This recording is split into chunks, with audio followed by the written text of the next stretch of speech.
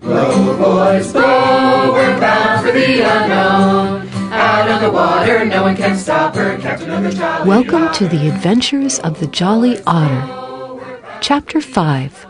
Foreign Ports, Fishy Sorts. When the skies are clear and the weather is fine, there is nothing more calming, nothing more soothing than being out on the open sea. The rocking of the ship as it glides across the water, the gentle lapping of waves across the hull, the rustle of flapping sails in the breeze. But none of any of that. Not the rocking, not even the lapping, and certainly not the flapping, could contest with the tempest raging in the mind of Camilla, captain of the Jolly Otter. It had been days since they'd set sail from that sleepy little town by the sea, with Camilla in command of a ragtag band of mischievous mammals in a ship secured from that repugnant reptile. And though Camilla had heart and kindness and bravery to spare, and she would if anyone asked, when it came to direction, knowing what to do and where to go, the enterprising otter found herself desperately wanting. Inside her captain's quarters aboard the Jolly Otter, Camilla drummed her fingers across the table, staring down at a mess of maps and charts, not really looking at any of them in particular. She knew she wanted to find her purpose, the goal into which she could channel her passion for being a pirate.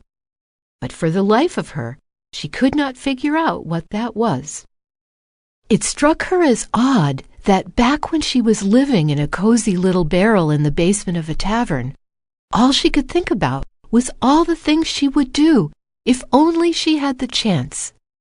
But now that she had that chance, nothing. The only thing she knew she wouldn't do is go back home to Mr. Pig's tavern with her tail between her legs. She missed Mr. Pig dearly, and she missed her cozy little barrel. But just to turn around and go back home when things got tough, she'd be disappointing not just Mr. Pig, but herself.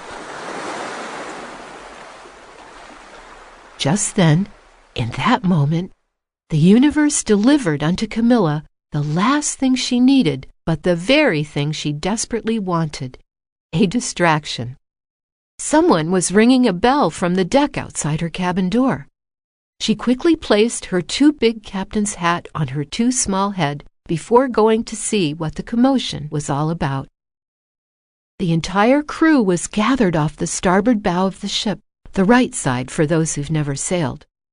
Camilla stepped up to the rail along with her officers, Montgomery the raccoon and Emilio the chinchilla. Even two rats had come up from the galley below deck to see what was going on. Off in the distance, a wooden sailing ship was approaching. They were soon joined by Smokey the rabbit, who, having heard there may be some potential excitement, had run off to get her cannon. The last ship they'd encountered carried a surly old turtle named Bartholomew, sent by Smokey's parents to bring her home. His ship had snuck up on them through a thick fog, so Camilla was glad for the chance to scout, this time for any potential danger. Monty handed Camilla a spyglass so she could take a closer look. But as Camilla peered through the tiny telescope, she did not see Bartholomew's flag flying from the ship's mast, nor did it display a pirate flag, which reminded Camilla she really ought to commission a new flag for the Jolly Otter. But one thing at a time. Perhaps it was a merchant vessel or a passenger ship. In any case, it did not appear to pose any threat. The crew began to murmur among themselves as they reached the same conclusion. They were pirates after all, and when pirates found a ship that posed no threat to them, the pirates were the ones who became a threat. Attacking ships, looting, plundering, was that it? Was that Camilla's purpose? The anticipation became too great for her quartermaster to take. "What are your orders, Captain?" Emilio asked, rubbing his hands together nervously. "That ship might have the supplies we need," Monty suggested as he tapped his finger on the hilt of his sword.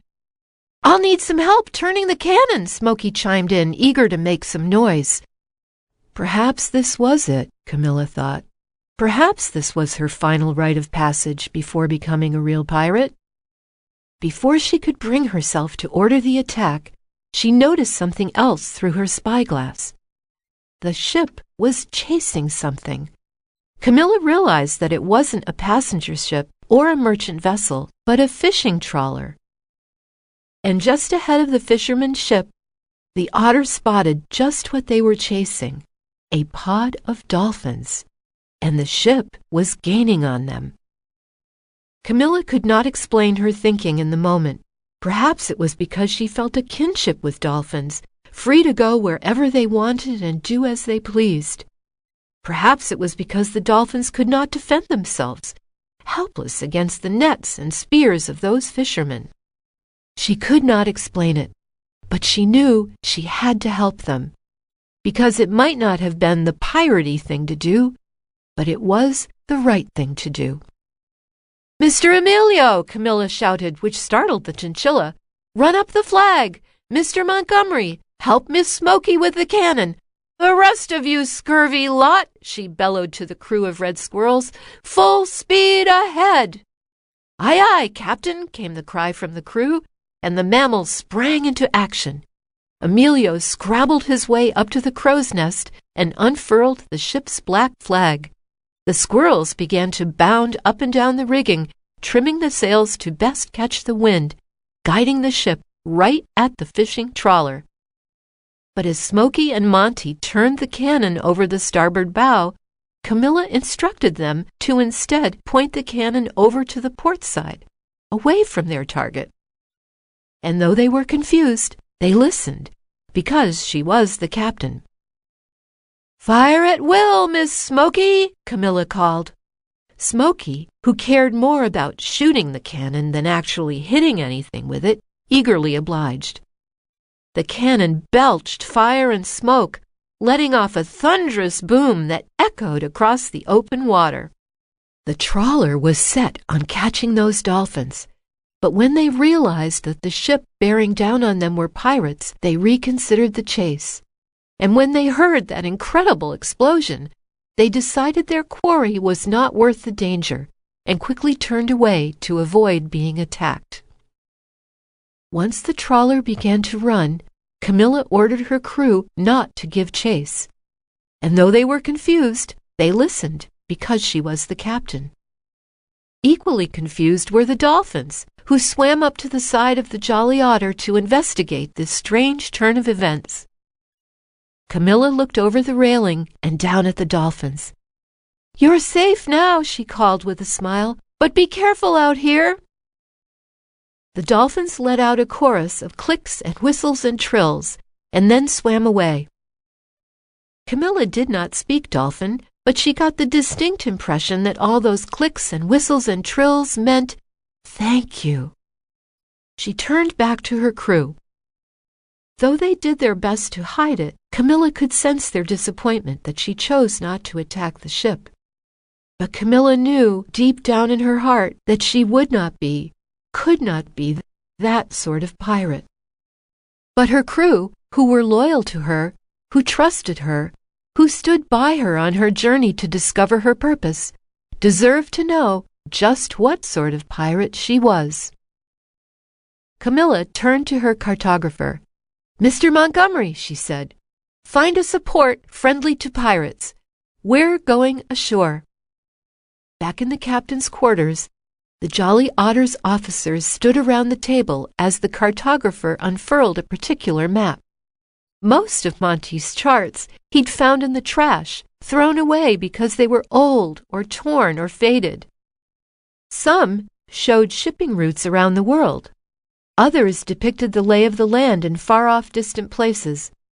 This one mapped out all the seaside cities that allowed pirate vessels on their shores.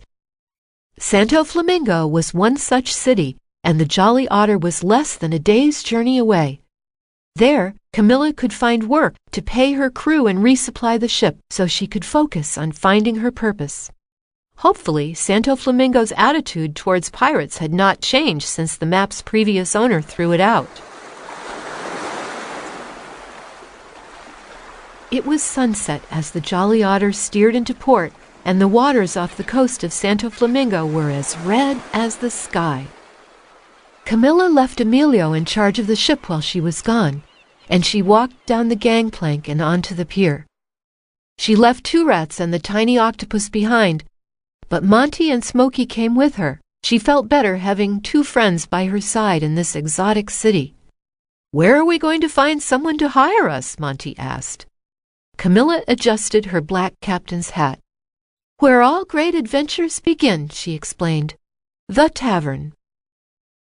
It was a much larger city than Camilla's sleepy little town by the sea in more ways than one. Santo Flamingo was a town mostly run by cattle folk. Big, burly, beefy bovines, bulls that towered over the otter, raccoon, and rabbit. They were standing on each other's shoulders, and everything was built with their size in mind.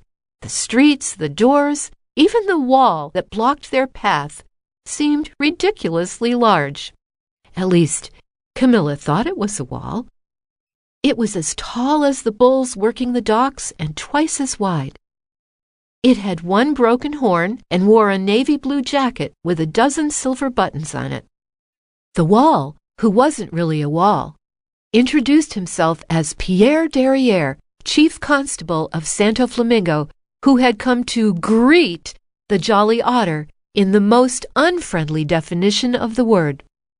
"I can spot a pirate ship a mile away," the bull snorted and folded his arms across his chest. "I hope you're not looking for trouble." Smokey hid behind Monty, and Monty hid behind Camilla, and since Camilla had no one to hide behind, she had to answer. "No trouble at all," she said, holding on to her captain's hat so it wouldn't fall down as she looked up at the constable. "But we thought that Santo Flamingo was friendly to pirates." Pierre the bull snorted again. "Your kind has given us more reason to fear you than befriend you in recent years," he said. He scowled down at the otter with a suspicious eye. After a moment's inspection, he turned to let them pass, like a big iron gate on its hinges. "Go about your business and be on your way." Camilla ushered her friends around the looming lawman and headed into town. The constable must have a difficult job, she thought, protecting innocent folks from the more dastardly of Camilla's ilk.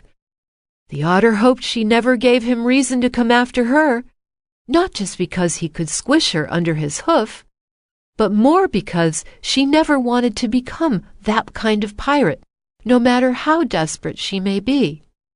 For now, though, she was just the kind of pirate that needed money, which was almost all pirates almost all of the time. Though she'd never been here before, Camilla wasn't worried about finding her way around. All she had to do was find a job. And to find a job, all she had to do was find where all the pirates spent their time while ashore. And to find where all the pirates in Santo Flamingo spent their time while ashore, all she had to do was follow the sound of sea shanties. Their quest led them down a cobblestone street, at the end of which stood an old rundown building. From the outside, it looked as though it should have been condemned long ago, but from the inside came the raucous sounds of laughter, song, and merriment. Once inside, Camilla mused that this was not unlike Mr. Pig's tavern back home, though the clientele seemed rougher and rowdier. Pirates were throwing bottles, fighting, gambling. Two reptilian pirates were engaged in a lively game of Toss the Hedgehog, and while she couldn't tell who was winning, it certainly wasn't the hedgehog. Even the sea shanties they sang were rougher and ruder than ones she'd learned back home. "All right, you ready, mateys?"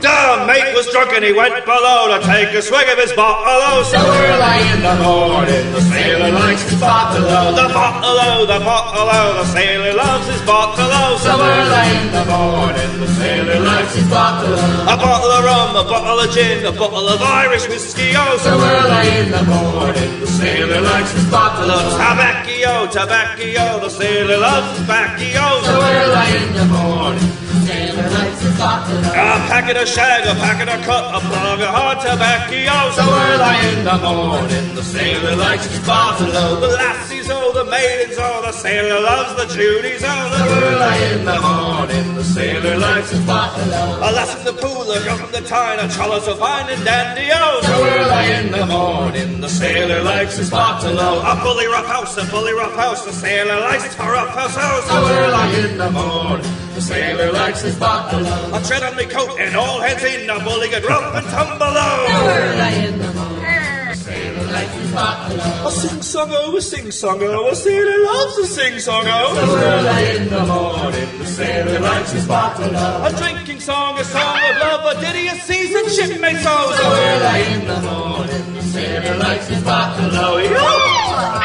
Pass the hit house. The trio were much smaller than most of the tavern-goers, but this was nothing new for Camilla. She quickly guided Monty and Smokey through a sea of staggering sailors, maneuvering under and around the legs of inebriated herbivores and pickled predators. They found an unoccupied table in a somewhat quiet corner and climbed onto their stools. Taverns were often the places pirates were hired to do the jobs normal folks couldn't do.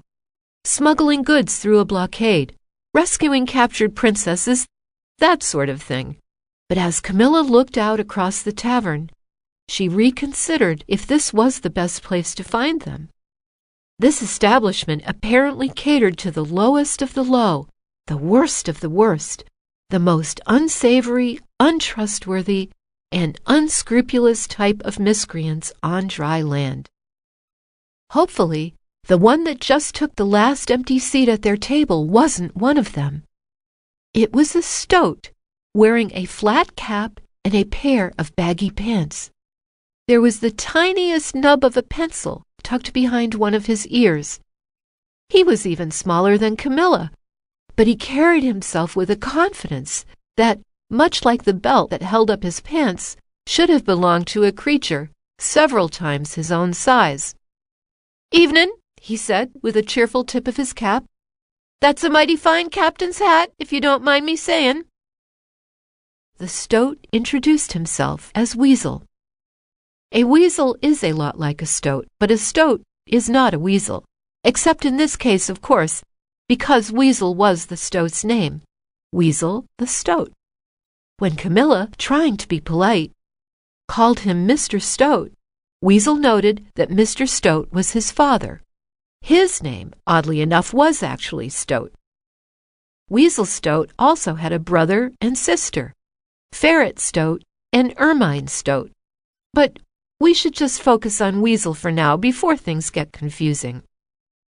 "I couldn't help but notice that your hat is just a tiny bit too big for you," said Weasel the Stoat as he leaned in closer to Camilla. "Where'd you get it?" This smaller mammal just walked up to her table, sat himself down, and asked her to tell him a story. Now Camilla knew how her pirate friends felt like back at Mr. Pig's tavern when she asked them for a tale. She told Weasel about that night she met the crooked crocodile, his wicked game of chance, wagering her barrel against his ship, and how she won her pirate ship, and that too big captain's hat with a simple act of kindness. Weasel whistled. He expressed his surprise that a pirate could win such an impressive victory with kindness, though he suggested it might be difficult to maintain a streak like that, especially when you couldn't pay your crew with kindness. Camilla had to admit that until she could convince the entire world economy to accept good deeds as legal tender, her journey could only go so far without making some coin. It was in this endeavor that Weasel offered his humble services. The Stoat's expertise was in communication. He knew just who to talk to, no matter what you needed. He knew a guy for getting weapons. He knew a guy for selling stolen jewelry. And if what you need is a job to make a little coin, Weasel smiled, his little fangs glinting in the lantern light, then I just might know a guy. Camilla was overjoyed at his offer and quickly accepted. Weasel said that he just needed some time to set up a meeting. He used the pencil stub behind his ear to write directions down on a scrap of paper and asked that Camilla meet him at a very special spot at midnight. With one last wink, Weasel slipped out of his seat and quickly disappeared into the mob of pirates roaring across the tavern. Smoky rubbed her little paws together eagerly. "What sort of job do you think it'll be?" she asked. "Do you think I'll need my cannon?" Monty was less enthusiastic. He folded his arms across his chest and huffed. He did not trust that weasel or his promises. "Maybe we should try a different tavern," he suggested. "We shouldn't go with the first stranger we meet." Camilla looked down at the scrap of paper. She thought of those dolphins they had saved from that fishing boat. The Jolly Otter had been in the right place at the right time. Who knows what would have happened if they hadn't been? This was her chance to do right by her crew. And what if she didn't take that chance? Would she get another? She clutched the paper tight. "Smoky, head back to the ship and tell the crew that everything's going to be fine. Monty and I will meet with Weasel." The tavern's proprietor rang the bell for last call just before midnight. Not that Monty and Camilla had ordered anything or had any money to order anything. Camilla promised herself that when this job was done and they'd been paid, she would treat her whole crew to a nice meal. But first things first, Camilla and Monty stepped out onto the cobblestones, their way illuminated only by the light of the flickering candles in the lamps above the street. They followed Weasel's instructions carefully, walking deeper and deeper into the city, until even sounds of the unruly tavern patrons was soft and distant. Finally, they arrived at their destination, a little shack at the end of a narrow alley. Weasel the Stoat was there, waiting outside the door. He smiled at Camilla and knocked on the door of the shack, twice slowly, twice quickly, and then, after a moment, once more. The door slowly opened with a rusty creak. Weasel beckoned Camilla inside. "Our contact is the suspicious type," he explained. "You make a lot of enemies in this business, you understand." Then he looked up at Monty. "I'm afraid your muscle will have to wait outside." Camilla stopped Monty before he could object and stepped inside. There were no lanterns inside, so it took a moment for her eyes to adjust. The room appeared empty, but then, in the dim, she made out a shape. It was a barrel? The door shut behind her, and suddenly she was in total darkness. She heard Monty shout from the outside and other voices as well. She turned towards the door, but something grabbed her and hoisted her up off the ground. Her captain's hat fell off her head, and before she knew it, she'd been thrown into the barrel, and the lid slammed shut. What was going on? Then she heard the hiss of a struck match and saw the bright light coming from a knothole in the barrel, just big enough for her eye. She looked through the hole and saw an eye staring back at her. The creature it belonged to was green and scaly, and on top of his head sat Camilla's black captain's hat, his hat. It was the crooked crocodile. He smiled a smile that Camilla did not like, not one bit.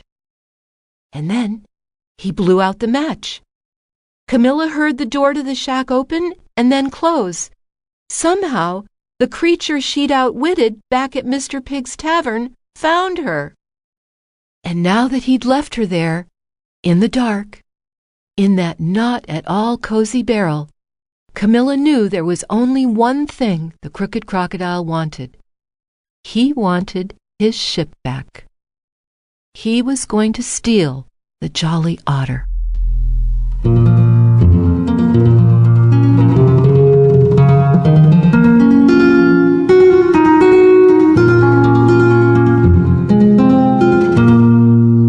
Thank you for listening to The Adventures of the Jolly Otter, written and directed by Ben McLaughlin, narrated by Susan Lee McLaughlin, created and artwork by Amanda Bunce, with special thanks to Kate Bunce and Corey Bunce, a Keo production.